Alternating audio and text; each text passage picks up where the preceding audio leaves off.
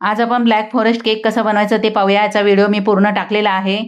80 ग्राम घेतलेला आहे मैदा, 20 ग्राम घ्यायचे आहे कोको पावडर, 1 चमचा बेकिंग सोडा, 1 चमचा बेकिंग पावडर, हे सगळं चाळून घ्यायचं आहे आणि बाजूला ठेवून द्यायचं आहे। 50 ग्रॅम घेतलेला आहे बटर, रूम टेम्परेचरवर करून घ्यायचं आहे। 130 ग्रॅम घेतलेला आहे मिल्क मेड। आता हे चांगलं फेटून घ्यायचं आहे। जो मैदा मिक्स केलेला आहे तो पण याच्यामध्ये टाकून घ्यायचा आहे, परत फेटून घ्यायचं आहे। व्हॅनिला इसेन्स टाकायचा आहे 1 चमचा। 1/3 कप दूध आहे, पूर्ण भरून नाही घेतलेलं आहे। आता हे पण आपल्याला थोडं थोडं टाकून मिक्स करून घ्यायचं आहे।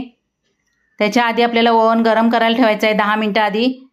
आणि हे केक आहे ते ओव्हनमध्ये चांगले भाजले जातात, वरती भाजले जात नाहीत।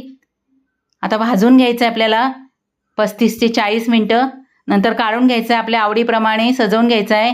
तुम्ही मिल्क मेड बटरचा केक खाल्ला आहे का? खाल्ला नसेल तर हा बनवून बघा।